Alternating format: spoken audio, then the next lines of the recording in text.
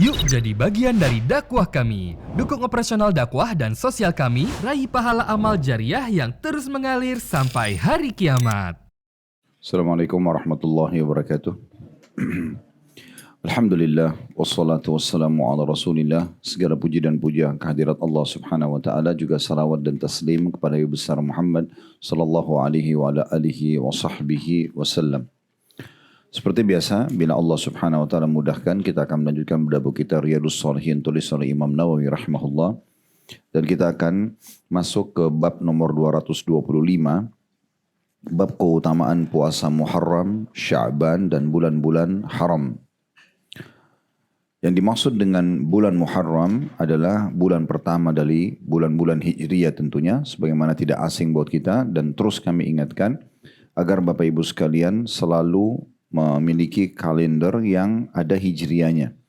Karena sangat erat sekali hubungannya dengan ibadah-ibadah, terutama puasa-puasa sunnah.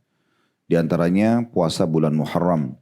Karena memang ada hadis yang akan kita pelajari nanti insyaAllah. Dia adalah puasa yang paling afdal setelah Ramadan. Walaupun dia hukumnya sunnah. Begitu juga dengan bulan Sya'ban yang kita sekarang ada. Ini adalah bulan terakhir sebelum Ramadan, di mana orang-orang bisa melatih dirinya untuk terbiasa puasa, dan orang yang masih punya utang itu masih bisa punya kesempatan membayar. Nah, kembali saya ingatkan ibu-ibu, jangan tunggu 2 hari Ramadan baru tanya di majelis ilmu, ya, pada ustadznya. Ini ustadz, saya punya utang 2 minggu, ya. Sekarang sisa 2 hari lagi Ramadan, bagaimana solusinya? Ini kesian ustadznya selalu dikorbankan gitu ya. Nah, ibu mana dari 11 bulan yang lalu kemana aja gitu.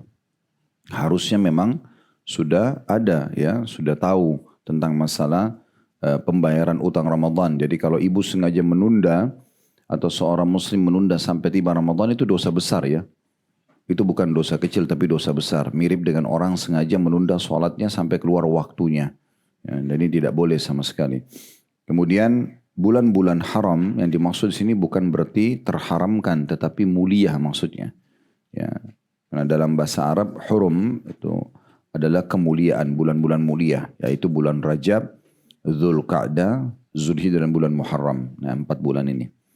Baik, kita akan bacakan dulu hadis pertama. Itu tadi penjelasan masalah bab kita, yaitu hadis nomor 1254 dari awal kita belajar, berbunyi dari Abu Hurairah radhiyallahu anhu. Beliau berkata bahwasanya Rasulullah sallallahu alaihi wasallam bersabda, Afdalus siyami ba'da Ramadana syahrullahil muharram. Wa afdalus salati ba'dal faridati salatul lail. Puasa yang paling utama sesudah Ramadan adalah bulan Allah Muharram. Dan salat yang paling utama sesudah salat fardu adalah salat malam. Hadis ini diriwayatkan oleh Imam Muslim.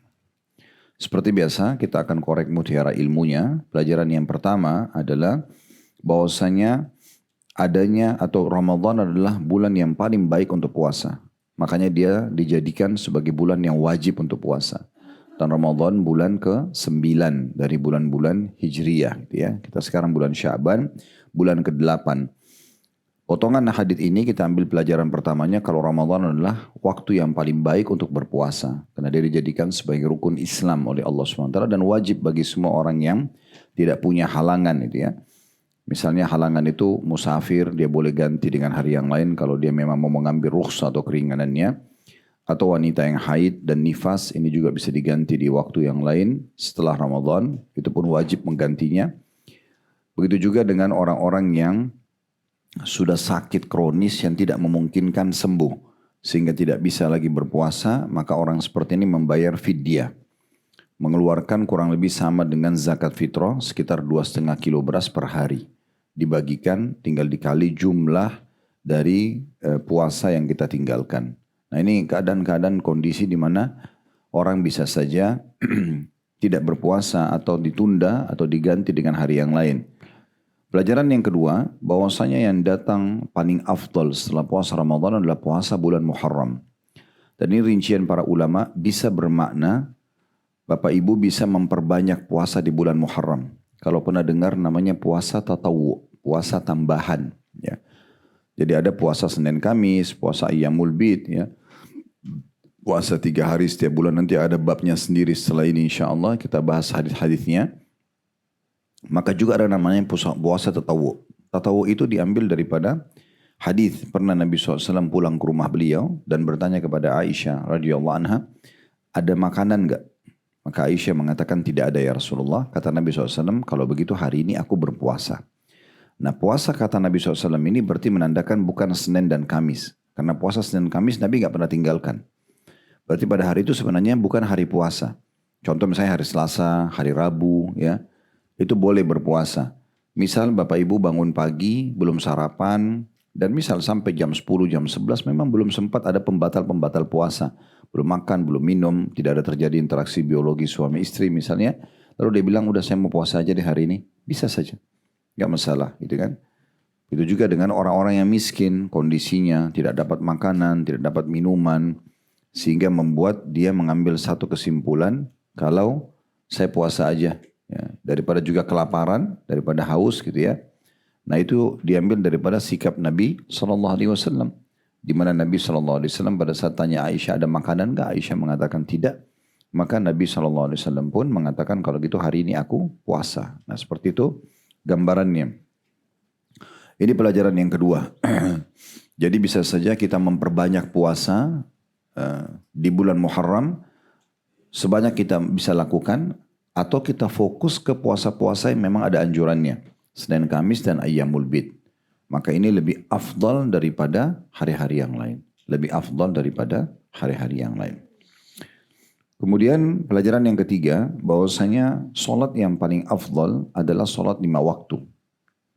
Solat yang paling afdal adalah solat 5 waktu. Oleh karena itu seseorang harus mendahulukan solat 5 waktunya daripada solat-solat sunnahnya. Contoh misalnya ada orang, dia peduli dengan solat tahajud. Tapi dia bangun terlalu cepat, misalnya jam 2 malam, jam 1 dia sudah tahajud. Kemudian dia tidur setelah itu dia kebablasan lewat subuhnya. Ini ibarat orang dapat ikan teri, ikan pausnya lepas. Sebanyak apapun jumlah solat tahajud, misalnya ada orang solat 100 rakaat. Misal, sebenarnya solat malam itu khilaf di antara ulama. Ada yang mengatakan cukup maksimal 11. Ini pendapat, ada juga yang mengatakan solat malam tidak ada batasnya. Selama orang itu masih mau mengerjakan solat, bisa saja dia solat sunnah. Anggap misalnya dia solat 11 rakaat atau sampai 100 rakaat solat malam. Dari dua pendapat tadi yang kita sampaikan, tetap solat 2 rakaat subuh lebih afdal. Sejumlah apapun ya, banyaknya secara kuantitas, solat sunnah tidak bisa menyamai solat wajib. Sebagaimana juga sebanyak apapun puasa sunnah tidak akan pernah bisa menyamai kedudukan puasa Ramadan. Nggak bisa gitu. Sebanyak apapun sedekah yang Bapak Ibu keluarkan tidak akan pernah sama nilainya dengan zakat. Karena itu kewajiban. Gitu ya.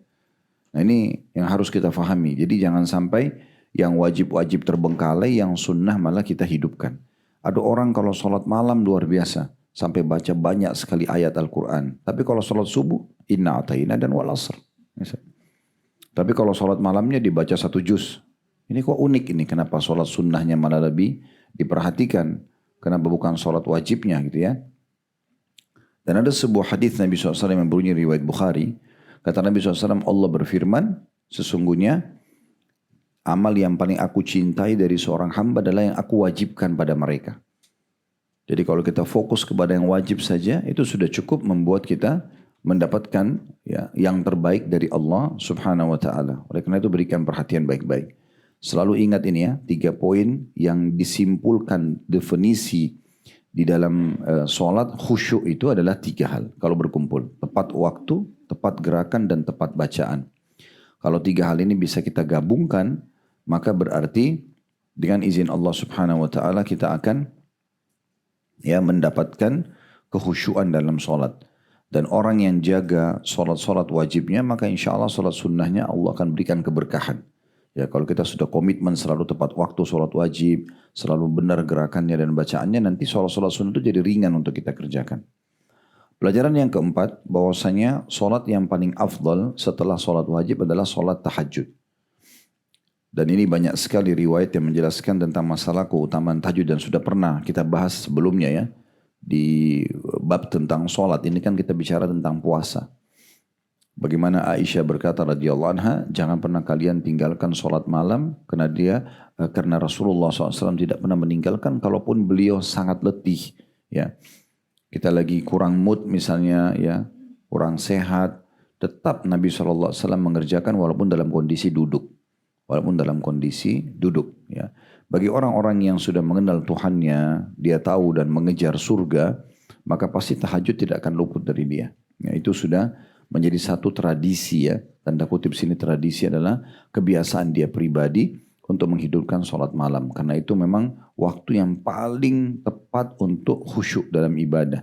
Ya, dan makanya Allah Subhanahu wa taala turun ke langit bumi, kemudian menanyakan kepada para malaikat, ada yang meminta ampun saya maafkan, adakah yang punya hajat saya penuhi, adakah yang minta tolong saya tolong. Nah, seperti itu kurang lebih gambarannya. Jadi usahakan jangan ketinggalan sholat malam. Mulai terapinya dengan minimal 1 rakaat witir. Berkembang jadi 2-3 rakaat witir, habis itu ditambah 2 rakaat tahajud, terus tahajudnya ditambah sampai genap 8 rakaat tahajud dengan 3 rakaat witir. Ya. Dan bagi orang yang sudah rutin tahajud, kemudian dia kebablasan tidur satu waktu, atau dia sakit, maka boleh dikerjakan di waktu duha dengan jumlah 12 rakaat. Nabi SAW pernah ketiduran satu waktu dengan hikmah Allah Subhanahu Wa Taala, lalu beliau mengerjakan sholat malamnya itu 12 rakaat di waktu duha. Dan ini berarti pengganti daripada sholat malam itu karena tujuannya agar jangan sampai luput dari kita pahala sholat malam itu. Pahala sholat malam, karena ini paling afdal, ya. Berarti dia nanti yang paling cepat dan banyak membantu kekurangan sholat wajib di timbangan amal. Saya ingatkan kembali hadis Nabi SAW, awal amal dihisab hari kiamat adalah sholat. Kalau dia baik maka untunglah orang tersebut. Beruntung dia kalau itu rusak maka rusaklah atau rugilah orang tersebut.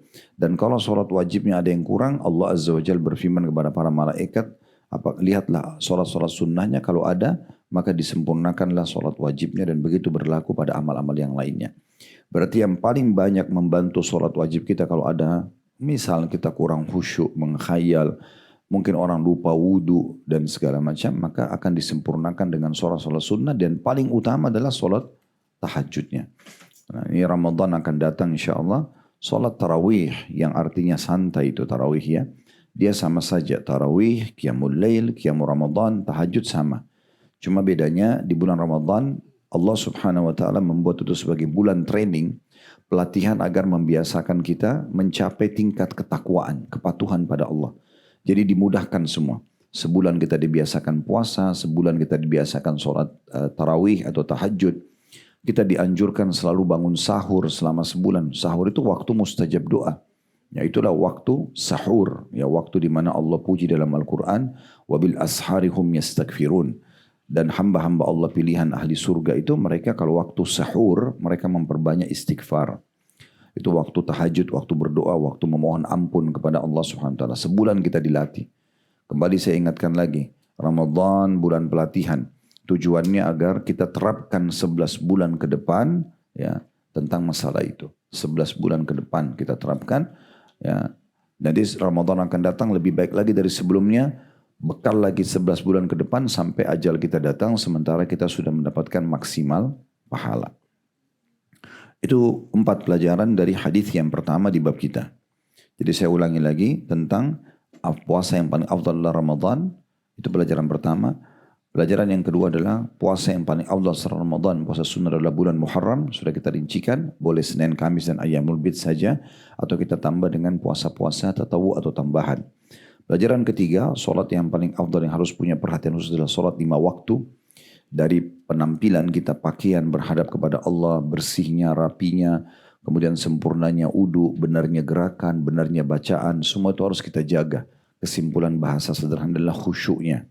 Kemudian yang keempat, pelajaran yang bisa diambil, solat yang terbaik setelah solat 5 waktu adalah solat tahajud. Ya. Baik, hadits nomor 2 di bab kita, nomor 1255, berbunyi dari Aisyah Ummul Mukminin radhiyallahu anha, beliau berkata, Lam yakunin Nabi sallallahu alaihi wasallam yasumu min syahrin akthara min Sya'ban, fa innahu kana yasumu Sya'ban kullah. Nabi sallallahu alaihi wasallam tidak pernah berpuasa dalam sebulan yang lebih banyak daripada di bulan Sya'ban. Beliau berpuasa di bulan Sya'ban sebulan penuh.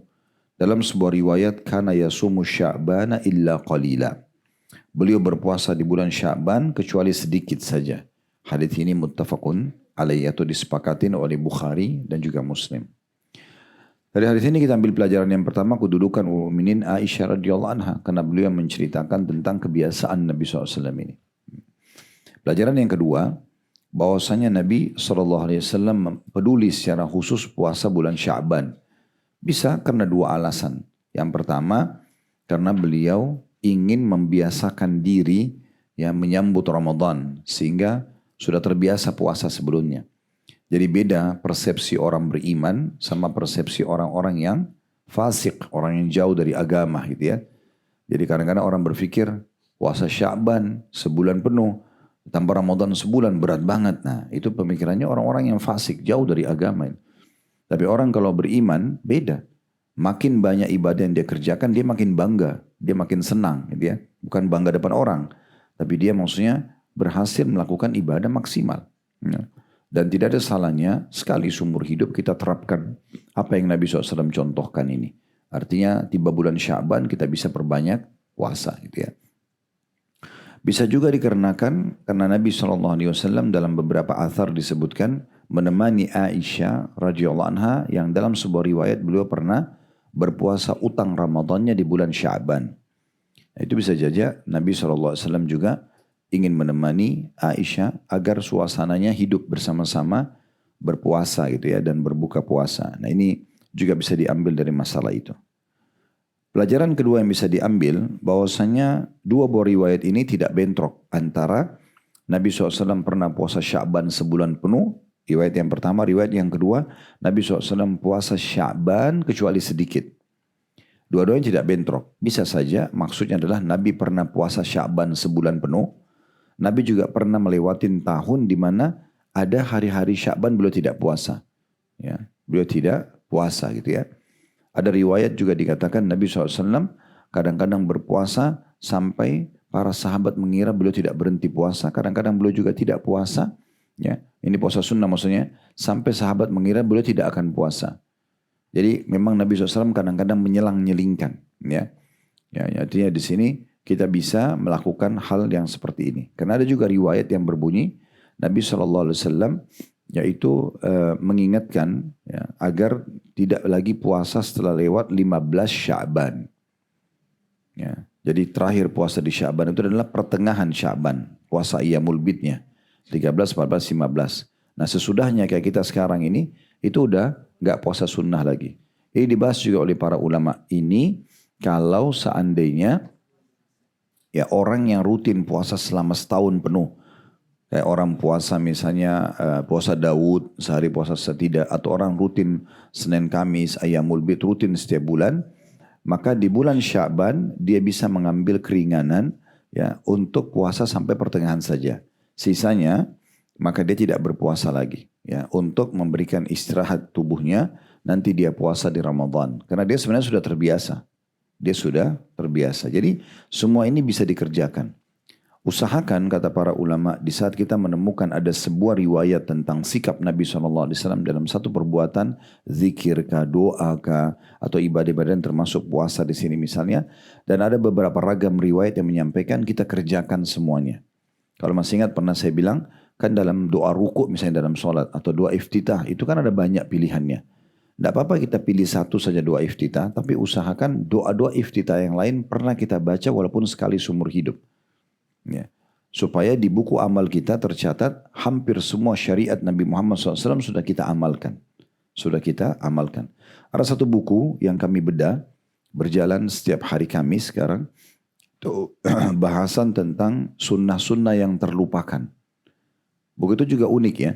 Jadi sangat detail masuk ke masalah apa saja yang Nabi kerjakan, misalnya di bacaan sholat duhur, ya, di bacaan sholat asar, di bacaan sholat maghrib, bacaan sholat isya. Yang mungkin orang berpikir ya sudahlah dia ulang-ulangi surah yang sama nggak masalah. Memang betul nggak masalah secara hukum ya. Tetapi ada surah-surah tertentu yang Nabi SAW pilih, di mana itu tidak ada salahnya sekali seumur hidup kita pernah amalkan.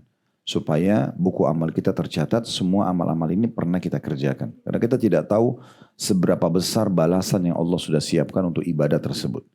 Makanya Nabi SAW mengatakan, la tahkiranna minal ma'rufi syai'a. Jangan pernah kalian menganggap remeh satu kebaikan. Jangan bilang, itu kan cuman sunnah. Ini yang selalu kita ingatkan ya. Sunnah itu punya dua definisi. Definisi global. Global itu maksudnya itulah definisi yang kalau orang bilang ikutilah Al-Quran dan sunnah. Nah, di sini sunnahnya adalah definisinya, kalau yang dikatakan ikuti Al-Quran dan sunnah, sunnahnya di sini adalah semua perkataan, perbuatan, persetujuan Nabi SAW dan para sahabat. Itu namanya sunnah. Jadi kalau dikatakan ikutilah Al-Quran dan sunnah, sunnah ini maksudnya adalah semua perkataan, semua perbuatan, semua persetujuan. Persetujuan ini maksudnya ada sahabat buat sesuatu lalu Nabi dukung gitu ya. Nabi nggak larang, itu namanya persetujuan Nabi. Dan juga para sahabat. Beranjak daripada hadis Irbad radhiyallahu anhu, sahabat Nabi yang beliau mengatakan, kata Nabi SAW, alaikum bisunnati wa sunnatul khulafa rasyidin mahdina min ba'di addu alaiha bin nawajid. Berpeganglah kalian berpegang teguh pada sunnahku dan sunnah khulafa rasyidin sesudahku. Abu Bakar, Umar, Uthman dan Ali. Dan berpegang teguhlah pada keduanya walaupun dengan gigi geraham kalian. Itu definisi sunnah secara global. Kalau dikatakan ikuti Al-Quran dan sunnah. Tapi ada definisi yang kedua. Definisi potongan kata sunnah ini diambil oleh ulama fikih. Dijadikan sebagai rincian daripada hukum-hukum syariat. Keluarlah ada wajib, ada sunnah. Ya. Kemudian ada haram, ada makruh, ada mubah. 5 hal ini yang tidak asing buat kita.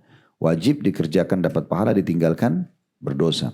Berarti kita tidak ada pilihan untuk meninggalkannya seperti sholat 5 waktu, puasa Ramadan, zakat bagi yang mampu dan seterusnya. Yang kedua adalah sunnah. Nah ini sunnah definisi yang secara substansial, secara fikih. Apa itu? Dikerjakan dapat pahala, ditinggalkan tidak berdosa. Kan begitu? Pernah dengar gak ini? Nah sekarang yang jadi masalah di definisi ini adalah banyak di antara muslimin mengambil potongan akhirnya. Mereka ditanya, kenapa enggak puasa sunnah? Kenapa enggak sholat sunnah? Kan cuman sunnah. Kenapa mereka bilang kan cuman sunnah? Karena mereka selalu terbisikkan oleh syaitan untuk mengambil potongan terakhir definisi. Kalau tidak dikerjakan, tidak berdosa. Kenapa ini yang diambil? Kenapa enggak ambil potongan awalnya? Mengerjakannya berpahala. Kenapa bukan ininya? Kenapa ini yang diambil? Tangkap gak pesannya? Nah banyak orang gitu. Kenapa gak kerjain? Karena kan cuma sunnah.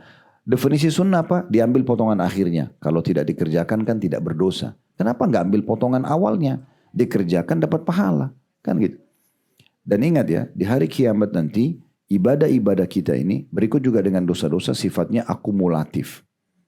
Diakumulasikan. Ya. Misal di sholat nanti di hari kiamat, sholat kita bukan ditimbang hanya satu sholat, tapi semua sholat kita selama hidup kan. Zikir kita semua zikir. Baca Quran semuanya, puasa kita semuanya. Akumulasi. Jadi kalau ada yang kita bolong, itu sayang. Karena dia tidak menambah nanti. Dan yang luar biasa yang harus difahami juga secara keimanan, ibadah-ibadah itu, kalau sekali luput tidak bisa kita ulangi. Ya, makanya para salaf mengatakan, ada ibadah-ibadah Allah, yang ada ibadah yang Allah hanya perintahkan dan berikan balasan di malam hari dan tidak diterima di siang hari. Contoh sholat tahajud misalnya. Dan ada ibadah-ibadah yang Allah perintahkan dan akan dibalas di siang hari namun tidak diterima di malam hari. Contoh sholat duha, ya, zikir pagi itu nggak dibaca di saat malam hari gitu kan. Maka berikanlah masing-masing haknya. Coba mulai sekarang hidupkan dalam fikiran di benak kita dan hati kita perasaan rugi kalau ada satu kesempatan ibadah yang kita tinggalkan. Termasuk sunnah. Ya, secara definisi fikih tadi. Jadi kalau kita nggak kerjain, kita rugi gitu. Tanamkan itu. Karena kehilangan kebaikan. Kita tidak pernah tahu bagaimana kadar pahalanya. Saya coba singgung poin ini, kita hubungkan dengan bab jihad. Al-Mundhiri rahimahullah menyebutkan dalam kitab jihad tentang keutamaan orang, kata Nabi SAW, perbedaan antara siapa yang memanah, kata Nabi SAW, siapa yang memanah di medan perang dan mengenai sasaran. Misalnya kita berhadapan sama musuh, kita panah nih, kena musuhnya. Maka satu anak panah akan mengangkat 1 derajat di surga. 1 derajat di surga. Seorang sahabat meriwayatkan hadis ini mengatakan, dan pada hari itu, Nabi SAW untuk sampaikan hadis itu, saya mendengarkan hadis dan beliau menukir riwayat itu, Beliau mengatakan saya melepaskan 16 anak panah kena sasaran. Berarti dapat 16 derajat di surga. Sampai sini dipahami dulu baik-baik ya. Kemudian kita pindah ke hadis yang lain. Masih di bab jihad yang sama tentang masalah keutamaan memanah. Ada riwayat lain, ada sahabat yang bertanya, ya Rasulullah, bagaimana kami memahami 1 derajat itu? Kan 1 anak panah 1 derajat nih. Mungkin sebagian orang dia berpikir 1 derajat. Yang dia bayangkan tuh 1 tingkatan kecil. Apa kata Nabi SAW? Sungguh derajat itu bukan seperti anak tangga rumah ibumu. Bukan anak tangga kita di rumah. Karena kalau kita anggap itu tingkatan, kayak 1 lantai ke lantai 2, itu pendek banget itu ya. Kata Nabi SAW, ketahuilah perbedaan derajat di surga nanti antara 1 derajat dengan derajat di atasnya, itu adalah ya antara jarak 100 tahun. Jarak 100 tahun. Dan ini berlaku bukan hanya di panahan di jihad ya. Contoh misalnya kan, sholat berjamaah dibandingkan sholat sendiri, perbandingannya 27 derajat. Pernah dengar kan? Nah, kalau 27 derajat ini, misalnya Bapak Ibu sholat sendiri. Terus si A sholat sendiri. Si B sholat berjamaah. Terlepas daripada di masjid nih. Ya, kalau sholat berjamaah misalnya. Maka sholat berjamaah, dalam satu sholat itu misalnya duhur tadi, orang yang sholat jamaah dia dapat 27 derajat di surga. Berarti 100 tahun kali 27. Ya. Dibandingkan orang yang sholat sendiri, cuma 1 derajat. Ini kan perbedaan. Nah kalau kita bicara 1, mungkin orang bilang ya sudahlah. Tadi kan saya cuma ketinggalan 1 sholat berjamaah. Permasalahannya ini akumulasi. Ya, kalau orang misalnya sholat berjamaah, si B ini tadi sholat berjamaah selama 5 tahun atau 10 tahun, sementara si A sholat sendiri 10 tahun, itu perbedaannya sudah luar biasa. Ya, sudah terlalu banyak jauh perbedaannya. 100 tahun itu kalau kita gambarkan, misal kita tidak usah bicara 100 tahun deh. Antara kita sama tetangga misalnya, jarak untuk ke tempat dia mungkin 100 kilometer. Mungkin 200 kilometer. Mungkin Jakarta-Surabaya 600-800 kilometer misalnya. Jaraknya seperti itu. Yang kita bisa jangkau sebenarnya. Itu baru ratusan kilometer. Baru ribuan kilometer. Ya. Kalau nanti di surga derajatnya itu 100 tahun. Itu terlalu jauh gitu ya. Oleh karena itu, tanamkan dalam diri kita rasa rugi kalau kita nggak lakukan. Walaupun itu kecil. Walaupun menurut kita sunnah secara definisi fikih tadi. Bisa ditangkap pesannya. Dan ini harus Bapak Ibu yang bergerak sendiri. Nggak boleh tidak. Gitu ya. Nanti kalau nggak mungkin berharap orang lain yang mengerjakan amal kita. Nah ini pelajaran kedua yang bisa diambil. Bagaimana kita coba menerapkan contoh-contoh dari Nabi SAW walaupun sekali seumur hidup. Misalnya sekali seumur hidup pernah kita puasa Sya'ban sempurna. Atau kita puasa sebagian besarnya. Atau yang ketiga tadi adalah orang yang sudah rutin puasa setahun sunnah. Dia bisa berhenti di pertengahan Sya'bannya. Kita masuk sekarang hadis ketiga di dalam bab kita ini. Ini hadis terakhir di dalam bab nomor 225. Yaitu hadis nomor 1256. Dari awal kita belajar berbunyi. Dari Mujib al-Bahiliyah.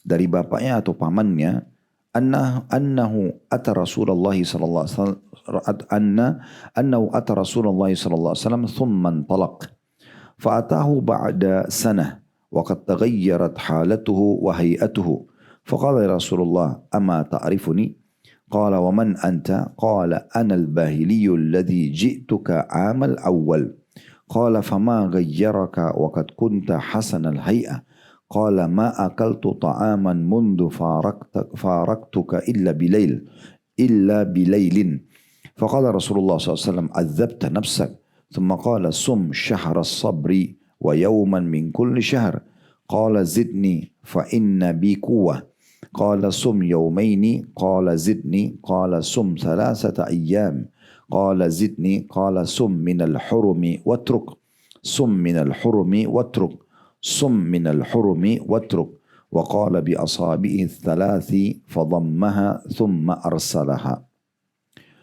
Bahwasanya Mujibah dia bercerita tentang bapaknya atau pamannya bahwa dia datang kepada Rasulullah sallallahu alaihi wasallam kemudian pulang. Maksudnya dia masuk Islam lalu dia pulang ke perkampungan atau negara atau negerinya. Setahun kemudian, orang yang kemarin baru masuk Islam dengan Nabi itu datang lalu berkata kepada beliau, Dan saat itu keadaan dan penampilannya berubah total. Ya. Dulunya dia sangat bersih, sehat. Sekarang kok kelihatan kayak kumuh banget. Kayak orang yang lusuh gitu ya. Maka orang itu berkata, wahai Rasulullah, apakah anda masih mengenaliku? Maka kata Nabi SAW, siapa kamu? Nabi gak ingat lagi karena perubahan penampilan dan performannya gitu. Maka dia menjawab, aku adalah laki-laki dari suku Bahili yang pernah datang kepada anda setahun yang lalu. Saya tahun lalu sempat masuk Islam gitu kan. Maka Nabi SAW tanya, apa yang membuatmu berubah? Dulu berpenampilan yang bagus. Dulu sehat, rapi, bersih. Kenapa sekarang jadi lusuh begini? Maka orang itu menjawab, aku tidak makan selain di malam hari sejak berpisah darimu. Maksudnya puasa terus. Sepanjang tahun puasa 365 hari nggak berhenti-berhenti. Dia bilang saya cuma makan malam, maksudnya cuma buka puasa saja. Ya. Maka ini mengubah keadaan dia. Nabi SAW mengatakan, kamu menyiksa dirimu. Kemudian Nabi SAW bersabda, berpuasalah di bulan Sabar dan 1 hari dalam sebulan. Ya, bulan Sabar, bulan Ramadan. Ya. Dan tambah setiap bulan 1 hari. Puasa sunnah. Lalu orang itu berkata, tambahkan bagiku, aku masih kuat. Maksudnya kalau cuma setahun sekali Ramadan tambah 1 hari setiap bulan sunnah, ini masih ringan gitu kan. Maka Nabi SAW mengatakan kalau gitu berpuasalah 2 hari setiap bulannya. Beliau berkata lagi, orang itu berkata lagi, tambahkan bagiku. Kata Nabi SAW berpuasalah 3 hari. Lalu beliau berkata, orang itu masih berkata tambahkan untukku. Nabi SAW mengatakan berpuasalah di bulan haram dan tinggalkanlah. Berpuasalah di bulan haram dan tinggalkanlah. Dan berpuasalah di bulan haram dan tinggalkanlah. Lalu Nabi SAW memberi isyarat dengan 3 jarinya. Beliau menyatukan dan melepaskannya. Diriwayatkan oleh Abu Daud. Di bawah ada keterangan puasa Sabar adalah bulan Ramadan. Baik, sekarang kita ambil pelajaran dari riwayat yang panjang ini. Yang pertama, keutamaan Mujibah al-Bahili. Ya. Ini tentu perawi hadis kita. Ya. Kemudian kita ambil pelajaran yang kedua, kedudukan bapaknya Mujibah. Dalam riwayatnya tidak disebutkan siapa namanya ya. Dia tidak sebutkan nama ayahnya, juga tidak dinukil nama dia. Tapi yang jelas Mujibah ini nukil tentang ayahnya. Ayahnya bercerita pernah mendatangi Nabi SAW. Pelajaran yang ketiga, bahwasanya lupa itu normal, manusiawi. Ya. Tidak bisa semua orang atau manusia mengingat semuanya, segala sesuatunya. Jadi jangan Bapak Ibu mudah tersinggung di saat misalnya ada orang yang Anda datangi lalu mengatakan, masih ingat sama saya enggak? Dia bilang enggak ingat. Enggak usah tersinggung, gitu kan. Tiba-tiba kita tersinggung seakan-akan kok orang ini udah enggak ingat saya. Ya orang manusiawi lupa. Ya, Nabi SAW aja lupa di sini. Ya kan? Baru setahun ketemu, Nabi lupa. Kalau Nabi aja lupa apalagi kita, gitu kan. Jadi langsung saja kalau misalnya masih ingat saya enggak? Oh udah lupa. Oh kita ingatkan sesuatu. Kita pernah ketemu di pengajian Martimbang misalnya. Kita pernah ketemu waktu umroh. Waktu kita ketemu di Madinah. Oh, pernah dulu saya dalam kondisi susah. Kemudian Anda pernah bantu. Kita pernah bertetangga. Pernah kirimin saya makanan. Nah, contoh kita ingatin orang gak ada masalah. Ya. Jadi memang resep awet muda. Kalau mau cepat tua ya mudah tersinggung. Ya. Apa saya sebab tersinggung gitu ya. Sama pasangannya tersinggung. Sama anaknya tersinggung. Pembantunya tersinggung. Semua orang tersinggung. Ini pasti lebih tua kelihatan wajahnya dari umurnya gitu ya. Tapi kalau orang yang bisa mengontrol diri, gak usah mudah tersinggung. Jelasin aja. Sudah paham belum? Belum paham. Ya ulangi aja. Udah tahu belum? Belum tahu. Ya sudah kita sampaikan. Gak ada masalah. Tidak semua orang punya informasi apa yang kita punya. Gitu kan? Tidak semua juga orang punya keterampilan dan skill yang bisa segera memahami atau mendapatkan atau melakukan. Atau misalnya menerima apa yang kita sudah punya. Nah seperti itu. Ini pelajaran ketiga. Kenapa kita ambil? Karena memang dalam riwayatnya disebutkan itu. Orang ini datang, panjang tadi kan. Kemudian masuk Islam, kemudian meninggalkan Nabi. Habis itu datang setahun kemudian, panjang nih ceritanya. Itu kan? Riwayat ini harus diambil pelajarannya. Dia masih bilang, ya Rasulullah Anda mengenal saya enggak? Nabi bilang, siapa kamu? Ditanya, saya yang datang tahun lalu. Nabi tanya, apa yang membuat kau berubah? Waktu dia bilang Bahili, nama sukunya, Nabi ingat. Ya. Maka Nabi tanya, kenapa kau bisa berubah? Dulunya Hasan al-Hay'ah. Dulu kamu berpenampilan bagus banget, sehat, bersih, rapi. Kenapa sekarang berubah? Baru orang ini ceritakan tentang ya kronologis kejadiannya gitu ya. Karena semangatnya dia masuk Islam dan dia mendengar rupanya kalau puasa itu adalah ibadah yang mulia sekali di sisi Allah, maka dia puasa setahun penuh. Sehingga dia tidak makan kecuali di malam hari saja gitu. Pelajaran keempat yang bisa diambil adalah tidak bolehnya orang puasa setahun penuh. Ya, dilarang oleh Nabi SAW. Ini juga pernah terjadi kepada Abdullah bin Amr bin As radhiyallahu anhu. Sahabat Nabi ini selalu puasa terus sepanjang tahun. Nabi tegur, ya. Akhirnya terakhirnya adalah dealnya di angka kata Nabi SAW, puasalah sehari dan buka puasa sehari. Itu yang bisa dikenal dengan puasa Daud. Itu maksimal dalam puasa sunnah. Karena tubuh kita juga butuh waktu untuk rileks ya. Makan, minum, menjawab undangan orang gitu ya. Nah seperti itulah. Ini pelajaran yang keempat. Dan ini diambil dari perkataan Nabi SAW. Adzabta nafsak. Kamu telah menyusahkan dirimu. Karena ibadah ini bukan untuk susah ya. Ibadah itu dibuat untuk nyaman. Kita beribadah kepada Allah SWT. Dan manusia punya sifat jenuh. Makanya beliau pernah masuk ke dalam masjid. Lalu beliau menemukan ada tali diikat di dua tiang. Kemudian Nabi SAW tanya, itu kebetulan di safnya wanita. Ini tali siapa yang punya ini? Kata para sahabiat Nabi di situ, anak anda ya Rasulullah. Zainab, anaknya Nabi sendiri. Nabi tanya, kenapa dia buat ini? Kata ibu-ibu di situ, Zainab kalau lagi sholat malam dan ngantuk, dia bergantung pada tali itu. Supaya tetap sholat malam, maksain diri. Maka Nabi suruh putusin. Tidak ada ibadah seperti ini dalam Islam. Gak usah paksain diri, ngantuk ya tidur aja dulu, baru bangun. Tapi jangan dipelintir riwayat ini ya. Ustadz bilang kan tidur aja kalau ngantuk. Iya. Ini maksudnya orang kalau misalnya begadang, baru tidur 1 jam. Memang kalau dia bangun pusing ya mungkin. Kalau sudah tidur 4-5 jam sudah cukup. Ya, udah bangun sholat itu sudah syaitan yang goda gitu kan. Jadi kita usahakan memberikan hak tubuh kita juga dalam masalah ibadah. Termasuk puasa, walaupun puasa mulia. Kita sehari puasa, sehari nggak puasa. Nah gitu ya. Ini Nabi sampaikan di sini. Ya. Kemudian pelajaran selanjutnya yang kelima ya. Bagaimana puasa Ramadan dinamakan dengan puasa sabar. Kenapa puasa sabar? Karena 1 bulan non-stop puasa. Maka dinamakan juga dengan bulan sabar. Ya. Karena betul-betul kita sabar gitu ya. Dia dikatakan puasa sabar karena tidak boleh orang batal kecuali ada uzur. Kita kan kalau puasa Ramadan, nggak boleh tiba-tiba kita mau batalin tanpa ada alasan. Kalau orang musafir, orang sakit, wanita haid, nifas mungkin. Tapi kalau misalnya kita lagi malas, nggak mau puasa, mau batal, dosa besar kalau Ramadan. Tapi kalau puasa sunnah, boleh. Kita sekarang lagi puasa Senin Kamis. Udah deh saya hari ini nggak mau puasa, nggak dosa dia. Nggak apa-apa. Karena itu puasa sunnah tadi ya. Secara definisi fikihnya tadi. Jadi nggak masalah. Atau orang lagi diundang lalu dia batalin puasa sunnahnya nggak masalah, gitu kan? Tapi kalau puasa Ramadan nggak bisa dibatalin sama dia. Termasuk kalau bayar utang Ramadan, ya. Kalau misalnya kita di luar Ramadan, kita lagi puasa sunnah, misalnya puasa 6 hari bulan Syawal atau Senin Kamis, terus ada yang undang.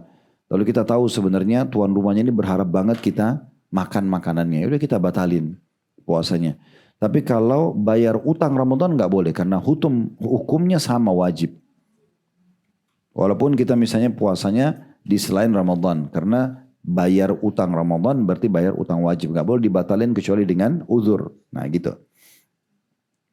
Jadi dari pelajaran ini kita bisa ambil Nabi SAW menyebutkan pelajaran yang kelima tentang masalah Ramadan adalah bulan sabar karena dia non-stop selama sebulan. Tidak boleh berhenti sampai kelihatan bulan Syawal, gitu kan? Dan juga dia tidak boleh dibatalin kecuali punya udzur syar'i. Pelajaran keenam yang bisa diambil adalah keutamaan orang yang berpuasa sunnah secara umum. Boleh Bapak Ibu puasa, misal dia cuma mampu puasa Senin aja selama sebulan. Ya nggak apa-apa. Yang penting ada puasa sunnahnya. Ambil minimalnya. Jangan lewatkan 1 bulan tanpa puasa sunnah sama sekali. Kita cuma bisa Senin, Kamis kita nggak bisa. Ya sudah, Senin aja dulu jalan. Nanti bisa ditambah Kamis ya Kamis. Atau bisa Kamis saja, Senin nggak bisa, nggak apa-apa. Ya. Puasa Ayyamul Bid 3 hari setiap bulan. Kita cuma bisa 1 hari. Ya 1 hari aja dulu. Walaupun tidak dapat keutamaan tentang puasa 3 hari dapat pahala setahun gitu ya. Tapi misal dari 13, 14, 15 memang saya hanya bisa tanggal 15-nya aja. Ya udah puasa yang penting ada puasanya gitu ya. Karena Nabi SAW di sini kasih pilihan. Coba kamu puasa sabar Ramadan tambah 1 hari setiap bulan. Oh saya masih kuat ya Rasulullah tambah 2 hari. Saya masih kuat ya Rasulullah tambah 3 hari. Ya, setiap bulannya. 3 hari berarti bisa Ayyamul Bid, bisa puasa Senin Kamis dan seterusnya. Kalau ada orang Masya Allah Allah mudahkan ya. Dia bisa puasa Senin Kamis setiap pekan. Dia bisa puasa Ayyamul Bid setiap bulan 3 hari itu. Masya Allah Allah kasih taufiknya. Yang penting jangan sampai muncul kesombongan gitu ya. Dengan cara tidak boleh meremehkan orang yang tidak mengerjakan. Karena masing-masing orang itu subhanallah Allah buat menonjol di ibadah tertentu. Ada orang kuat di puasa. Tapi tidak kuat di sholat malam. Ada orang bagus sholat malamnya, tapi belum tentu kuat puasanya. Ada orang kuat di hafalan Qur'annya, belum tentu dia kuat di sedekahnya. Ada orang kuat di sedekahnya, belum tentu kuat bacaan Qur'annya. Ada orang bakti sama orang tuanya, ya, dan seterusnya. Jadi belum tentu dia misalnya penuntut ilmu. Nah, bisa saja begitu. Jadi bisa saja orang yang kita misalnya puasa Senin Kamis, orang itu tidak puasa, mungkin dia punya amal lain yang mungkin kita belum bisa menjangkaunya, gitu ya.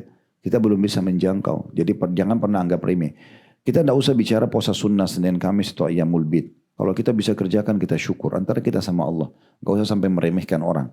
Karena waktu pertama kali disyariatkan puasa Ramadan di tahun 2 Hijriah. Di saat itu kata para sahabat ada di antara kami berpuasa. Karena jarak Badr itu sekitar 180 km sekian dari kota Madinah. Kata anak para sahabat ada di antara kami, karena itu pertama kali disyariatkan Ramadan, ada di antara kami yang tetap puasa, dan ada di antara kami yang membatalkan puasanya, karena musafir. Tapi apa kata para sahabat? Yang puasa tidak menyalahkan yang membatalkan, karena musafir. Dan yang musafir, yang batal tidak menyalahkan yang puasa. Sebagai contoh misalnya nanti Ramadan nih, kan kita tahu ada umroh Ramadan, pahalanya lebih baik sama dengan haji bersama Nabi. Kita lagi di pesawat. Kemudian ada orang yang batal di sebelah kita. Jangan salahin dia. Soal dia punya rukhsah. Dia punya keringanan. Musafir. Walaupun dia sehat. Jangan Anda bilang. Kan di pesawat ada AC. Masa gak bisa tahan. Nah, gak boleh. Itu anggap remeh orang. Gak bisa. Dia punya hak. Nah riwayat tadi yang saya sampaikan di perang Badar itu. Sahabat mengatakan.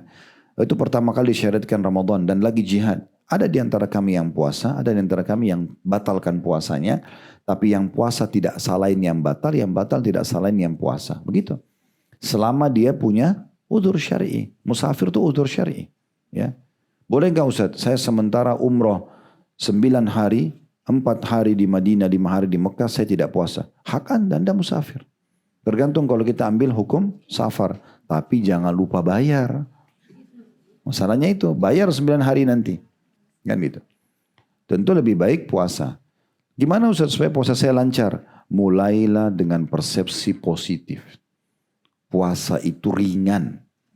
Selama kita bebannya puasa itu berat, ya sudah jadi berat. Sebentar jam 11 saya lapar gak ya? Lapar betul nanti. Karena niatnya hanya sampai jam 11. Tapi kalau niatnya saya akan tahan, niat itu kan tekad ya, sugesti. Kalau tekad kita saya tahan sampai azan maghrib, tahan kok. Berapa kali kita pernah laluin ya? Saya berapa kali laluin begitu? Sahur cuma kurma dengan air putih. Sampai azan maghrib masih kenyang rasanya. Nanti habis tarawih baru makan. Itu tergantung sugesti kita. Tergantung niat kita. Ya, jadi mulailah menyambut Ramadan dengan persepsi positif. Puasa itu nikmat. Puasa itu besar pahalanya. Puasa itu ringan. Ya, begitu caranya. Tawaf itu ringan. Mudah kok. Jadi mudah. Nanti padat banget. Saya sesak nafas gak ya? Sesak nafas bener nanti. Padahal Masjidil Haram Ka'bah itu gak ada atapnya di atas. Terbuka. Ada orang kadang-kadang teriak-teriak lagi tawaf. Sesak nafas. Sesak nafas kenapa orang ini gitu? Sepadat-padatnya orang tetap aja bisa jalan. Karena kan orang bergerak. Bukan tidak bergerak gitu ya. Subhanallah saya pernah bimbing umroh. Itu di 10 terakhir Ramadan di malam ganjil. Itu lagi padat-padatnya. Ada beberapa jamaah rupanya sebelum turun di tempat tawaf nonton TV. Ustaz padat banget. Udah tenang aja. Niatkan ikhlas, masuk aja. Ikut alurnya manusia. Tidak apa-apa, ikhlaskan, nikmatin saya setiap langkah dan doanya. Betul mudah, nggak ada masalah, selesai juga tuh ibadahnya kan gitu. Jadi tergantung kita jadi beban atau tidak. Sholat malam, aduh nanti saya ngantuk. Ya ngantuk bener. Enggak ah, sholat malam itu indah, enak ya. Saya dapat pahala, saya bisa bermunajat berdua dengan Tuhan saya. Kan jadi baik. Nah seperti itulah semuanya. Ibadah itu akan jadi ringan. Apapun jadi ringan kalau kita ringankan. Akan berat kalau kita beratkan. Kembali ke diri kita sendiri. Kita bisa bahagia walaupun rumah kita gubuk cuma 2 kali 3 meter. Karena jiwa kita tanamkan bahagia. Bahagia banget kita bisa tata rumah itu walaupun kecil. Sebesar apapun rumah, kalau kita sendiri selalu menyempitkan diri kita, selalu aja sumpek, dimanapun berada sumpek. Berarti kan tergantung kitanya. Benar gak? Allahu alam. Ngangguk-ngangguk, gak tahu faham atau tidak. Baik, pelajaran yang terakhir. Soalnya kelas kita ini termasuk kelas yang paling lama nih.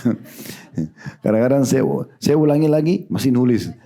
Tulisan ini mungkin sudah 70 kali diulangi. Saya nggak tahu ini sudah diamankan atau belum. Jadi waktu tulis itu seakan-akan ini baru ilmu baru. Padahal ilmu sudah saya ulang-ulangin gitu ya. Baik, pelajaran yang ketujuh. Adanya kemuliaan puasa di bulan Hurum. Nah itu perhatikan bahasa Arabnya ya. Di situ tulisannya di haknya dhamma, di ra'nya dhamma, Hurum. Artinya dimuliakan. Nah bulan-bulan muliakan ini disebutkan dalam surah At-Taubah. Surah nomor 9. Ayat 36. Allah berfirman, Inna iddatash syuhuri indallahi 12 syahran fi kitabillah yauma khalaqas samawati wal arda minha arba'atun hurum. Nanti akan kita singgung di bab sesudah ini ya, bab 226 tentang ayat itu.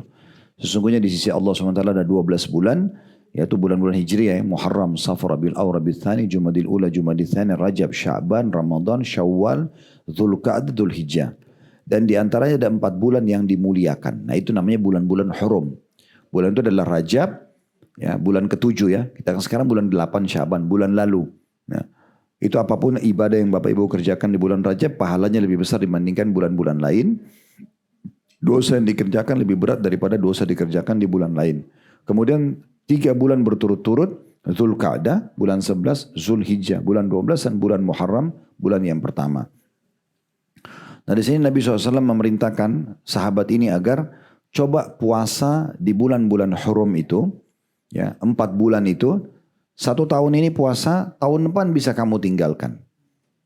Ya. Kemudian tahun depannya lagi puasa, tahun setelahnya tinggalkan lagi, ya untuk meringankan. Ya, walaupun boleh orang berpuasa sebanyak yang dia mampu, apalagi kalau puasa sunnah. Baik, sekarang kita masuk ke bab 226. Ini juga sudah tidak asing bahasanya tentang masalah ya bab keutamaan puasa dan lainnya di 10 hari pertama bulan Zulhijjah. Garis bawahi 10 hari pertama. Ya, sebenarnya sih yang lebih tepat terjemahannya itu bab keutamaan puasa ya di 9 hari pertama bulan Zulhijjah. Tapi kalau mau disebutkan bab keutamaan beramal saleh di 10 awal bulan Zulhijjah itu benar. Karena puasa di hari ke-10 Zulhijjah tidak boleh. Itu kan hari raya Idul Adha. Ya tidak boleh puasa. Makanya puasanya hanya 9 hari saja. Ya. 1 sampai 9.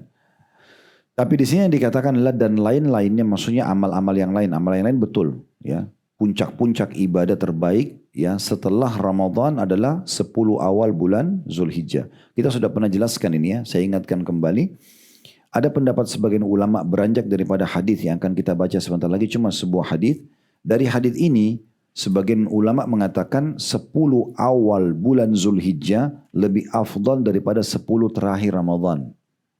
Ya, lebih afdal daripada 10 terakhir Ramadan. 10 terakhir Ramadan ada Lailatul Qadar. Lebih baik daripada 1000 bulan. Tapi 10 awal Zulhijjah itu nanti akan kita bahas lebih baik daripada jihad. Kalau Lailatul Qadar cuma 1 malam, kalau ini 10 malamnya semua. Semuanya dianjurkan untuk dikerjakan sholat malam. Dan semuanya lebih afdal daripada jihad.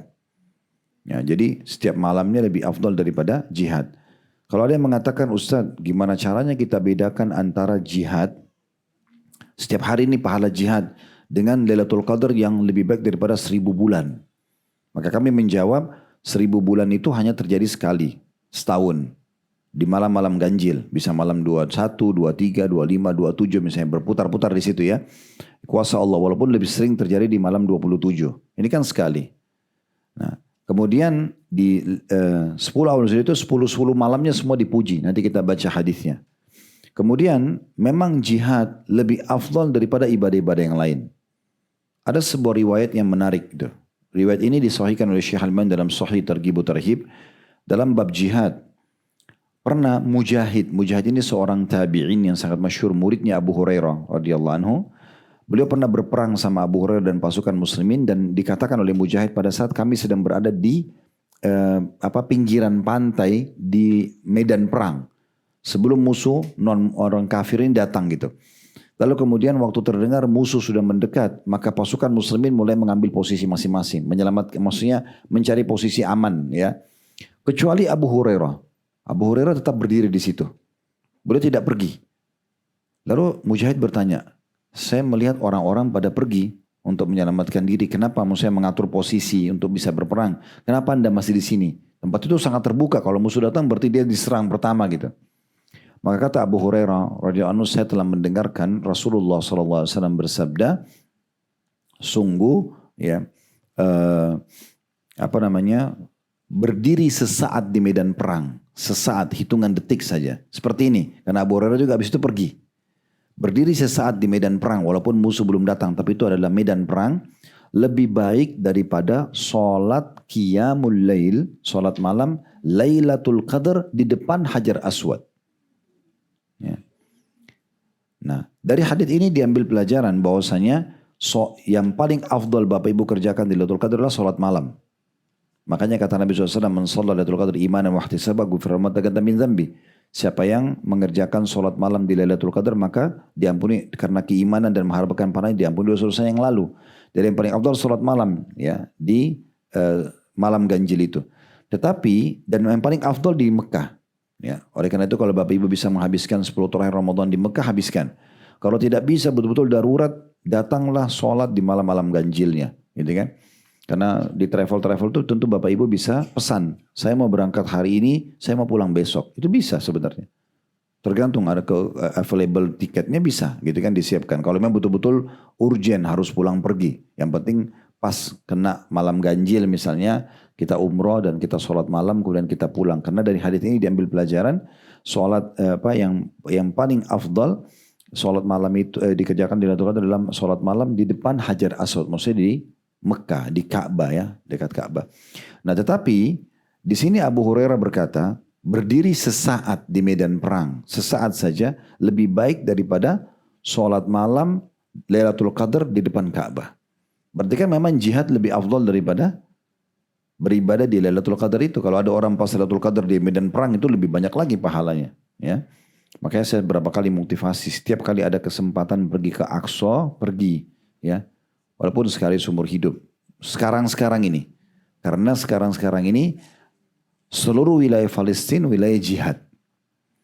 Jadi kalau kaki kita menginjakkan lokasi di Palestina sekarang ini ya, apalagi kalau di Baitul Maqdis itu, dari hotel saja kita ke masjid itu kita sedang menginjakkan kaki kita di kancah peperangan, kancah jihad. Pahalanya besar. Karena kata Nabi SAW tidak akan disentuh api neraka dua telapak kaki yang tersentuh debu medan perang, gitu kan. Begitu juga sabda Nabi SAW, tidak akan bersatu di hidung seorang mukmin debu medan perang dengan asapnya api neraka. Nah, kalau nanti Palestina sudah merdeka, dan itu pasti akan merdeka satu waktu insya Allah, maka kita kalau ke sana keutamaan sholat di Masjid Aqsa saja yang kita dapatkan. Lalu sekarang kita dapat keutamaan menginjakkan kaki di wilayah konflik itu. Pahala jihadnya dapat. Pahala jihadnya kita dapat gitu ya. Berikut juga dengan dapat lagi pahala ribat, ya, mengikat diri yang kata Nabi di perbatasan antara muslim sama kafir ya, yang bisa konflik setiap saat. Kata Nabi SAW, ribat sehari semalam lebih baik daripada dunia dan seluruh isinya. Nanti kita bisa mendapatkan keutamaan tersebut. Nah ini kami selalu sampaikan ke jamaah dimanapun kajian-kajian, selama punya kesempatan injakkan kaki. Walaupun kita sebenarnya tidak kontak fisik dengan musuh ya. Tapi bagi yang sudah ke sana pasti tahu, dari hotel ke Masjid Aqsa pasti di mana-mana tentara Israel. Karena lagi menjajah. Ya, karena mereka lagi menjajah, termasuk kalau masuk ke Masjid Aqsa. Baik, ini penjelasan tentang masalah bagaimana kita memahami jihad itu, ya, lebih afdal daripada sholat malamnya atau ibadah-ibadah sunnah yang lainnya gitu ya. Nah sekarang kita masuk ke bahasan 10 awal bulan Zulhijjah. Ini yang menyebabkan kenapa dia lebih afdal daripada 10 terakhir Ramadan dalam pendapat sebagian ulama, bukan semuanya. Hadis ini tolok ukurnya, yaitu hadis nomor 1257 dari awal kita belajar. Hadis ini berbunyi dari Ibnu Abbas radhiyallahu anhu, beliau berkata Rasulullah sallallahu alaihi wasallam bersabda, "Ma min ayyamin al-amalu salihu fiha ahabbu ila Allah min hadhil ayyam, yakni ayyam al-ashr." Qalu ya Rasulullah walal jihadu fi sabilillah, qala walal jihadu fi sabilillah illa rajulun kharaja bi nafsi wa mali falam yarji min dzalika bi syai'. Tidak ada hari-hari di mana amal saleh lebih Allah cintai daripada hari-hari ini. Maksudnya adalah 10 hari pertama bulan Zulhijjah. Mereka bertanya, wahai Rasulullah, tidak pula jihad di jalan Allah?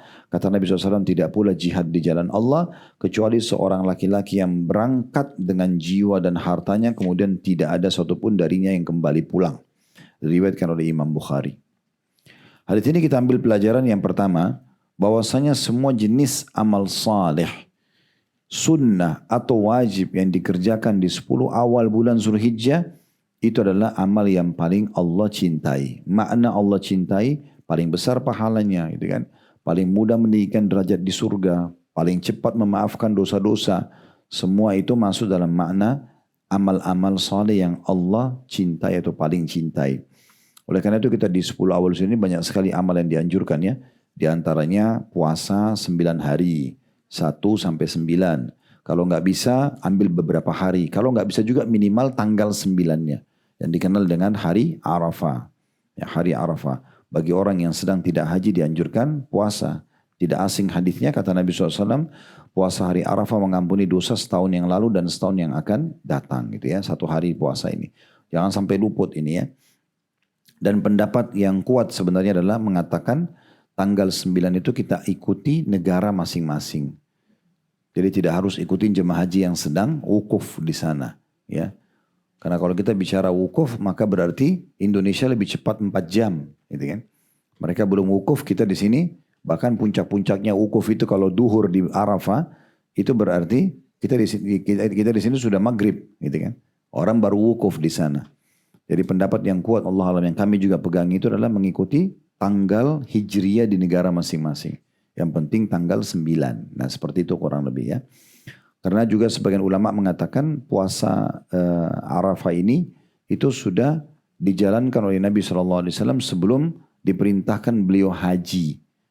Beliau haji tahun 9 Hijriah ya. Nah, kurang lebih seperti itu.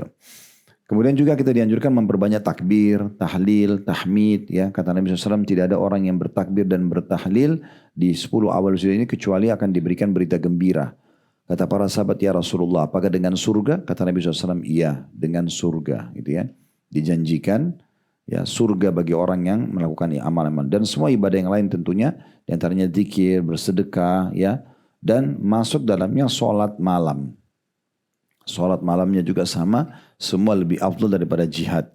Dan puncak ibadah di 10 awal Zulhijjah adalah ibadah haji. Ibadah haji yang sudah tidak asing buat kita. Yang pertamanya wajib, yang kedua, yang ketiga dan seterusnya adalah hukumnya sunnah. Hukumnya sunnah. Baik, ini pelajaran pertama. Bahwasanya keutamaan 10 awal bulan Zulhijjah dan dia adalah amal apapun yang dikerjakan dalamnya sunnah atau wajib lebih baik atau lebih amal yang paling Allah cintai. Nah seperti itulah. Berarti paling besar pahalanya. Dan pelajaran yang kedua, bolehnya seseorang bertanya dalam majelis ilmu atau kepada seorang alim ya, kalau ada sesuatu yang belum dia faham atau dia ingin lebih memahaminya. Sebagai contoh misalnya Nabi sudah bilang ya, tidak ada hari-hari, tidak ada amal-amal yang dikerjakan yang lebih Allah cintai dibandingkan dikerjakan 10 awal bulan Zulhijjah. Sebenarnya sudah jelas maksudnya. Ya sudah semua amal silakan kerjain. Tapi karena sahabat masih penasaran, mereka milih ibadah yang paling mahal bagi mereka, jihad. Mereka mengatakan, bagaimana dengan jihad ya Rasulullah? Maknanya, apakah jihad juga keluar, ya berperang, meninggalkan keluarga, pekerjaan, lalu mungkin ditawan oleh musuh, bisa terluka, ya bisa terbunuh. Itu juga belum bisa mengalahkan amal yang dikerjakan di 10 awal bulan Zulhijjah, walaupun cuma zikir, misalnya walaupun cuma subhanallah, walaupun cuma alhamdulillah misalnya. Nah ini makna perkataan mereka, pertanyaan mereka. Jadi boleh bertanya kalau untuk memastikan, ya. Tentu kita dilarang untuk menguji para alim, kalau kita mungkin para dai, kalau sudah tahu atau kita cuma ria bertanya supaya dipuji sama teman-temannya, oh ya dia bertanya. Biasanya ciri-ciri orang begini kalau bertanya, mereka nggak peduli jawabannya. Yang penting sudah tunjukkan kalau dia hebat, gitu kan. Ini tidak ada manfaatnya, ini ria nantinya. Kemudian pelajaran selanjutnya, yang ketiga yang bisa diambil adalah bahwasanya keutamaan jihad itu sendiri. Karena memang walaupun di sini dikatakan amal-amal dikerjakan 10 awal bulan Zulhijjah lebih baik daripada jihad, tetap saja jihad itu adalah ibadah yang mulia, gitu ya. Dan yang paling afdal adalah orang berperang dengan dua, harta dan jiwa. Tapi kalau kita tidak bisa, kita pilih salah satunya. Kayak kita sekarang, teman-teman di Palestina kan, mereka butuh bantuan harta. Kita nggak bisa ke sana, ya. Maka kita bantu dengan harta. Jadi semua donasi untuk Palestina bantu saja, ya. Kita bantu saja donasi tersebut, ya. Dan ini insya Allah akan membantu kita untuk meraih keutamaan jihad itu sendiri. Allahu a'lam. Baik, kedepannya insya Allah tersisa mungkin sekitar 3 bab atau 4 bab, ya, berhubungan dengan masalah puasa ini akan kita bahas pertemuan akan datang nanti insya Allah.